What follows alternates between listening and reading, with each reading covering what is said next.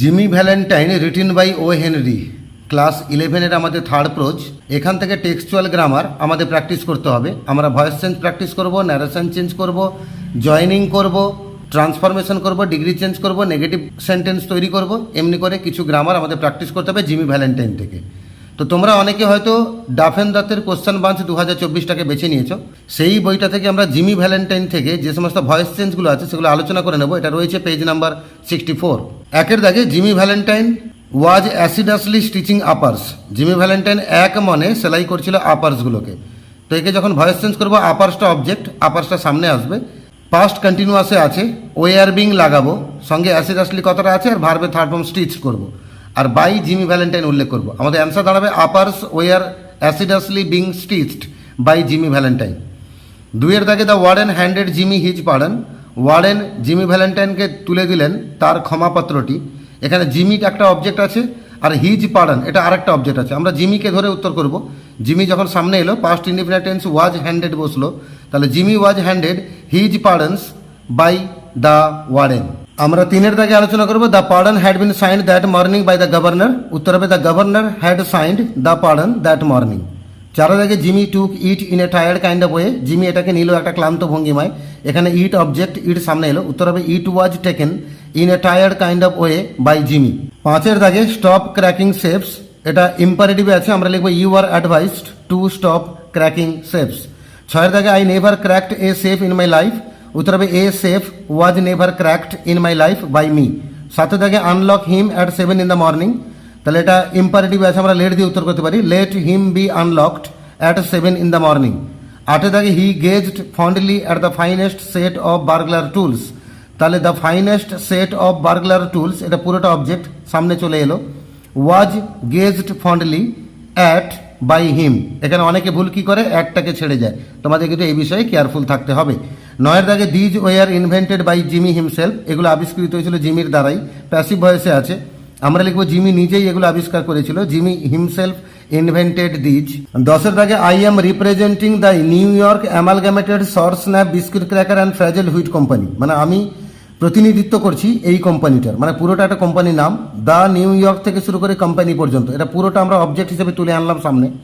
তার সঙ্গে present continuous টেন্সে আছে, আমরা ইজ বিং লাগাবো, আর রিপ্রেজেন্টিংটা হয়ে যাবে রিপ্রেজেন্টেড আর বাই মি। 11 দাগে দিস স্টেটমেন্ট ডিলাইটেড মাইক, তাহলে Mike was delighted with this statement, ডিলাইটেডের পরে কিন্তু বাই বসবে না, উইথ বসবে, এটা অ্যাপ্রোপ্রিয়েট প্রিপোজিশনসে নিয়ম অনুযায়ী পড়ছে। 12 দাগে he never touched hard drinks, তাহলে উত্তর হবে hard drinks were never touched by হিম।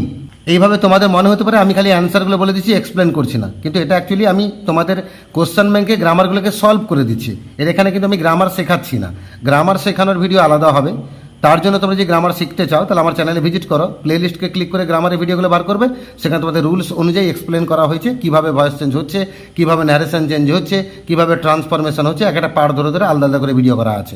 আপাতত এখানে আমি তোমাদের অ্যান্সারগুলো সলভ আউট করে দিচ্ছি। 12 দাগে he never touched hard drinks, তাহলে hard drinks were never touched by him. 13 দাগে by comparing notes a remarkable similarity in the methods of burglaries was noticed. এখানে বাই কম্পেয়ারিং নোটস এই যে অংশটা, এটা সাবজেক্টও নয় অবজেক্টও নয়, এটা আমাদের এক্সট্রা অংশ ছিল, যেমন ছিল তেমন লেগে গেল। তার সঙ্গে এবার মেন বাক্য ছিল a remarkable similarity in the methods of burglaries was noticed, মানে একটা উল্লেখযোগ্য সাদৃশ্য ওই চুরির পদ্ধতিতে লক্ষ্য করা গেল, কার দ্বারা, বেন প্রাইসের দ্বারা। এবার বেন প্রাইসটা কে, জিমি ভ্যালেন্টাইন স্টোরিটা তোমরা নিশ্চয়ই পড়েছো, তো সেখানে বলা হয়েছে বেন প্রাইস হচ্ছেন সেই বিখ্যাত গোয়েন্দা যিনি জিমি ভ্যালেন্টাইনকে গ্রেপ্তার করেছিলেন। এখানে বাই বেন প্রাইস কথাটা উজ্জ্ব আছে। তোমরা অনেকে বলবে স্যার আমরা তো শিখে এসেছি প্যাসিভ স্ট্রাকচারে যদি বাই অংশটা না থাকে সেখানে বাই সামওয়ান আছে ধরে নেব, কিন্তু অ্যাকচুয়ালি টেক্সচুয়াল গ্রামারে এরকমটা হয় না। টেক্সচুয়াল গ্রামারে তুমি জানো এই ঘটনাটা কার দ্বারা ঘটেছে, তুমি সেখানে বাই সামওয়ান ধরতে পারো না, তাই এখানে বাই সামওয়ান নেই, বাই বেন প্রাইস আছে ধরে নেব, তাহলে বেন প্রাইসটা সামনে এলো, সঙ্গে পাস্ট ইনডিফিনিট টেন্স আছে, আমরা নোটিসড উল্লেখ করলাম, আর অবজেক্টটা লিখে দেবো a remarkable similarity in the methods of burglaries, মানে এ রিমার্কেবল থেকে শুরু করে বার্গলারিজ পর্যন্ত লিখবে। আমি একটু ডট ডট দিচ্ছি জায়গা কম থাকার জন্য, তোমরা কিন্তু পুরোটা লিখবে, পুরো ফুল সেন্টেন্সে লিখে ফুল স্টপ করবে। 14 দাগে হি হ্যাজ রিজিউমড বিজনেস, তাহলে উত্তর হবে business has been resumed by him. 15 দাগে a patented improved burglar proof safe in Logansport was opened like a cheese. এখানেও কিন্তু একটা উন্নত ডাকাতি হবে না এরকম সিন্দুক লোগান স্পটে খুলে গেল পনির কৌটোর মতো, কার দ্বারা? কোনো একজনের দ্বারা। তাহলে বাই সামওয়ান আছে এখানে, কারণ কে খুলেছে গল্পেও তো আমরা জানতে পারি না, কেউ একজন খুলেছে, কিন্তু কে তো খুলেছে জানি না, যদিও তদন্ত করে পরে জানা গেছিলো জিমি ভ্যালেন্টাইন ওটা খুলেছে। তো এখানে আমরা আপাতত এই লাইনটা যে জায়গায় বলা হচ্ছে তখনও পর্যন্ত কিন্তু জানা যায়নি যে জিমি খুলেছে বলে, তাই এখানে আমরা বাই সামওয়ান ধরবো। তাই উত্তর হবে সামওয়ান ওপেন্ড এ প্যাটেন্টেড থেকে শুরু করে লোগান স্পট পর্যন্ত, মানে a patented improved burglar proof safe in Logansport পুরো তুলবে, আর লাস্টে লিখবে লাইক এ চিজ। 16 দাগে Ben Price investigated the scenes of the robberies, তাহলে দ্য সিনস অফ রবারিজ সামনে এলো, were investigated by Ben Price. 17 দাগে Ben Price knew Jimmy's habits, তাহলে জিমিজ হ্যাবিটস সামনে এলো, পাস্ট ইনডিফিনিট আছে were known to Ben Price. এখানেও একই কথা বলবো, নোনের পরে বাই বসে না, নোনের পরে তোমাকে টু বসাতে হবে। 18 দাগে সি লোয়ার হার আইজ, সে তার চোখটাকে নিচু করলো, তাহলে her eyes were lower by her. এবারে 19 দাগে যাবো, হার পা ওনস দ্য ব্যাংক, উত্তর হবে the bank is owned by her pa. 20 দাগে I am going to get a bulldog, তাহলে a bulldog is going to be got by me. এখানে ভালো করে দেখো, আমি চলেছি একটা বুলডগকে পেতে, এখানে গেটটা হচ্ছে মেন ভার্ব আর এ বুলডগ হচ্ছে অবজেক্ট, তাহলে গেটকে যদি আমরা মেন ভার্ব ধরি তাহলে এখানে অ্যাম গোয়িং টু এটাকে মডেল অক্সিলারি ধরতে হবে। মডেল অক্সিলারি নিয়ম তোমরা কি শিখেছো? ক্যান থাকলে ক্যান বি হবে, কুড থাকলে কুড বি হবে, শুড থাকলে শুড বি হবে। এখানে অ্যাম গোয়িং টু আছে, তাহলে হয়ে যাবে ইজ গোয়িং টু বি অথবা আর গোয়িং টু বি। এটা সিঙ্গুলার আছে, আমরা আর গোয়িং টু বি লিখবো না, লিখবো ইজ গোয়িং টু, তার সঙ্গে আমরা বি অ্যাড করেছি, তাহলে ইজ গোয়িং টু বি। তাহলে অ্যান্সারটা আরেকবার বলছি, a bulldog is going to be got by me.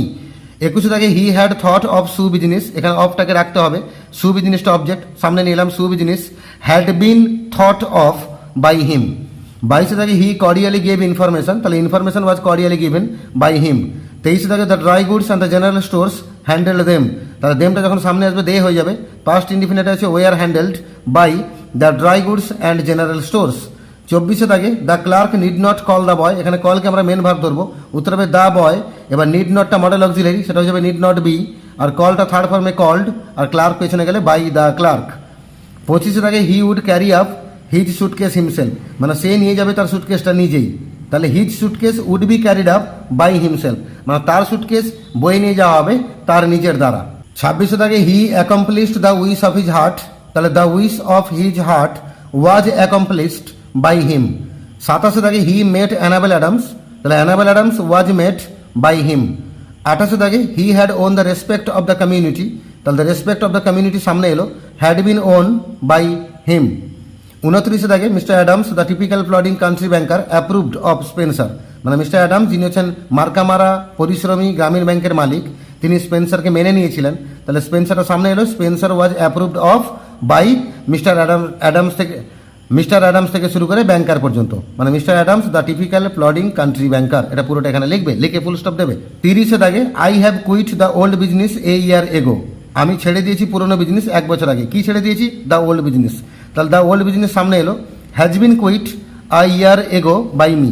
এই কুইটের থার্ড ফর্ম কেউ কেউ বলে কুইট কুইট কুইট, আবার কেউ কেউ বলে কুইট কুইটেড কুইটেড, তবে এখানে হ্যাভের পরে কুইট লাগিয়েছে মানে এটা কুইট কুইট কুইট ধরা আছে, আমরা সেই অনুযায়ী লাগাবো কুইট, তবে কুইটেড লিখলেও ঠিক, তবে এখানে যদি প্রশ্নে কুইট বলেছে আমরা কুইটটাই রাখবো, এটা থার্ড ফর্মে ইউজ হয়েছে, আমরা এখানে থার্ড ফর্মে ইউজ করলাম। 31 থেকে I am going to marry the finest girl on আর্থ, এখানে সে একই রকম ম্যারিটাকে মেন ভার্ব ধরবো, দ্য ফাইনেস্ট গার্ল অন আর্থ সামনে চলে এলো, আর এখানে মডেল অক্সিলিয়ারি আছে অ্যাম গোয়িং টু, আমরা পাল্টে লিখবো ইজ গোয়িং টু বি, এটা মডেলের কাজ হয়ে গেল, আর ম্যারিটা থার্ড ফর্মে ম্যারিড হলো, আর আইটা পেছনে গেল বাই মি হলো, তাহলে উত্তর দাঁড়ালো the finest girl on earth is going to be married by me. 32 থেকে সি বিলিভস ইন মি, মিটা object, I am believed in by her, এখানে ছেলেমেয়েরা ইনটা ছেড়ে যায়, তোমরা এই ভুলটা করবে না। 33 থেকে আই মাস্ট সি ইউ, তাহলে you must be seen by me. 34 থেকে I will bring along the tools with me, তাহলে the tools will be brought along with me by me, এখানে বলে উইথ মি হলো আবার বাই মি হলো, এখানে with মিটা extra অংশ ছিল লিখলাম, আর আইটা পেছনে গেল বাই মি হলো। 35 থেকে on the Monday night Jimmy wrote this letter, তাহলে অন দ্য মন্ডে নাইট যেমন এক্সট্রা অংশ ছিল আমরা শুরুতে রাখলাম, কোনো পরিবর্তন করলাম না, আর দিস লেটারটা অবজেক্ট নিয়ে এলাম, পাস্ট ইনডিফিনিট আছে ওয়াজ রিটেন লিখলাম, আর জিমিটা পেছনে গেল বাই জিমি হলো।